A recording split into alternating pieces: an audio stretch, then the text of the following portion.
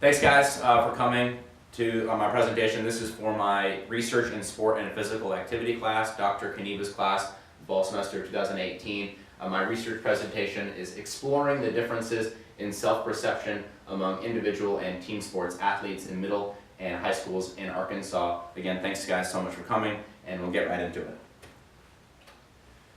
Introduction, just like all of my colleagues, my classmates, I based my research on a base article, which was the differences in self-perception of adolescents in relation to the affiliation of the individual or collective sports. This was a study that came out of a university in Serbia, which was basically looking at team sports athletes and individual athletes and whether they had different self-perceptions on their own on just their own characteristics, as if they played a team sport like baseball or softball, or an individual sport like golf or tennis. I was drawn to this article originally because as an athlete myself, we kind of get athletes kind of get lumped into like one demographic, like they all act the same, they all behave the same, they all have, kind of have the same tendencies. But this article showed that based on what sport you play, athletes aren't exactly all wired the same. Two complementary studies to my article. One, the top one, the dimensions of adolescent personality in relation to belonging to collective or individual sports. That was actually a few of the same authors and researchers who did my base article also did that, and they looked at a few other personality traits: neuroticism, openness, aggressiveness. Not just self-perception, but it had a lot of similarities with my base article, as well as social self-efficacy. My base article was based on a 1 to 4 point Likert scale. The social self-efficacy was based on a 1 to 3 point Likert scale. So again, a lot of the same similarities. And as you can see down low, I reviewed over 45 articles and referenced them in my longer paper. But my base article and then the complementary studies, these were kind of my three articles that really laid the groundwork for the foundation of this study.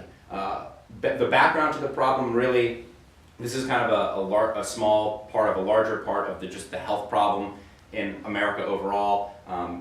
Childhood obesity has doubled. Teenage obesity in this country has quadrupled. And obviously it's a problem physically, but it's also a problem socially, because a lot of physical fitness helps kids develop not just physically, but also socially. So when you're not getting enough exercise, that means kids aren't really developing socially as well. So this is, again, kind of a part of a larger problem, but we'll talk about that a little bit later. My research design was a survey research design. It's based on a questionnaire, the Profile of Self-Perception for Adolescents questionnaire by Dr. Harder. She's at the University of Denver now. Actually, my base article, going back to the first slide, my base article right there was also based on a Dr. Harder questionnaire, the same questionnaire, but since she's updated that questionnaire, my base article was based on the questionnaire from 1988. You can see the questionnaire has been a little bit updated. The original questionnaire had a little different language, but I just wanted to kind of give you guys an example of the questionnaire that I'll be giving to my participants. So the idea is that they can select one of the four options: really true for me, sort of true for me, to if they fit better with this part of the sentence. Some teenagers like to go to the movies in their spare time. Other teenagers would like to go to sports events. So, I mean, it's a different question, which is more based in self-perception for my study. An example, for my study, one of the questions is, some teenagers wish their bodies were different, but other teenagers are satisfied with their bodies, and they mark 1 of 4.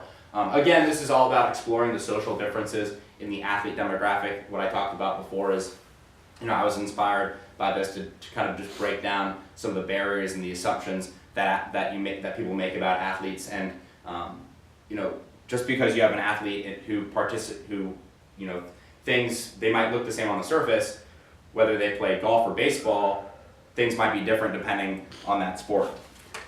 Purpose of the study, as I said, examine and evaluate social differences in self-perception across grade level, gender, male and female, and then school location, urban versus rural. And that's kind of a hard line purpose, but really the importance of the study is to bring knowledge to administrators, athletic directors, coaches, and parents. As I said before, imagine a parent that has two sons, for instance, all things being the same.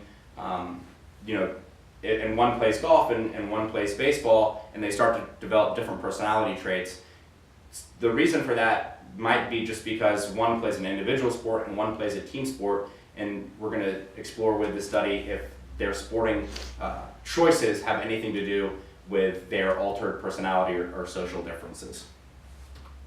Location of the study: the research will take place in one county in south central Arkansas across 3 different schools. Spend a little time at the KATV news station in Little Rock, Arkansas, and through my contacts that I developed there, I talked to a few coaches and administrators who recommended a few schools, and from that list I picked 3 based on my place of residence, obviously here in Arkadelphia, the cost of traveling, and then the differences in urban versus rural placement, and then similar enrollment figures. I know that a few GAs in my audience here were former GAs since graduated from the program, but they know that the GA salary is not huge, and so the cost of traveling is a big one. I can't be going around to every corner of Arkansas, so we're going to keep it close, but hopefully that will be interesting, because I assume that a lot of these students are going to be traveling to Henderson and Ouachita Baptist in this area to go to college. So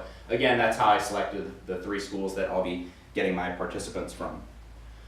Participants will be student athletes aged 11 to 17 enrolled in middle school and high school in south central Arkansas. And obviously this is, we have in this day and age, a lot of AAU sports going on, but these participants are only going to be student athletes who participate in high school sanctioned sports. So just giving, it has to be their high school, the high school that they attend, their basketball team or their golf team. It can't be an AAU team, because I don't know the factors that go into that, or kind of outside factors that might affect the study or the data. So again, student athletes in south central Arkansas, the target population 450, judging by our textbook, with a 5% sampling error, the sample size of 212 was appropriate, but I'm going to aim for a sample size of 250 participants to get a little bit more reliable data. Variable in questionnaire: my dependent variable is the mean responses to the profile of self-perception for adolescence questionnaire. Back to that one I showed you before, that's going to be based on a 1 to 4 Likert scale, where the kids rate sort of true for me or really true for me. Independent variable, which is part of my hypothesis, a 3-part hypothesis and null hypotheses, will include gender across men and women, type of sport, individual and team, so individual sports like wrestling, golf, tennis, and then team sports like football, basketball, baseball, etc. And then of course the grade of the athletes, middle and high school. Also one more note on that. This is going to go back to, so I'm going to go back to one more slide. One more note on the 11 to 17. Age in this study is really important. A lot of people think that, high school or middle school can be just a phase that people grow out of, but studies show that a lot of the characteristics or traits that people develop in high school last into adulthood. So if people have a certain self-perception in high school, usually that's going to stay the same or relatively the same in adulthood. So again, the age is imperative in this study. Data analyses and presentation. Again, like my other colleagues and classmates, data will be analyzed using an IBM Statistics SPSS version 23. I'll have a 3-way, 2x2x2 ANOVA to test the 3 hypotheses. Again, that's gender, male and female, type of sport, individual and team, and then grade level. Post hoc analysis, which is basically a complicated way or a fancy way of saying a statistical analysis post the results, post collecting the results, and then of course the results will be presented furthermore next semester in tables, figures, charts, graphs, basically whatever I need to best convey the data to whoever is reading or learning more about the study. References, just wanted to include 3 main ones. The middle right here is my base article. Top 2 are the other complementary, and then as you can see, over 45 articles reviewed and referenced. This is just a long list of references that went into this project. So that wraps it up. I'll go back to the title page and take any questions from the audience. I guess what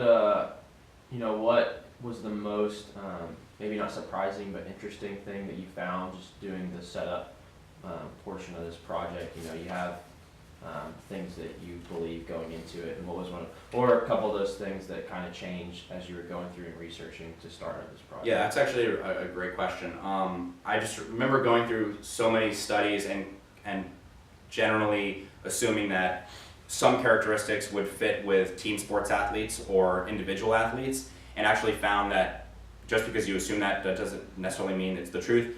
Team sports athletes actually in one study were found to be more neurotic and a little bit hard-headed than individual athletes, which I found very interesting because usually you have to work together more in a team sport. But overall, it's overall, like you said, like as you asked, just kind of assuming that certain personality traits would be closer to certain sports, and that wasn't really necessarily the case across the board. So just finding out, kind of which individual traits fit each sport best. Of course, these you can't assume that because of one study that's going to fit for the others, but just kind of breaking down some assumptions that I had based on what sports or what the type of sport led to certain characteristics.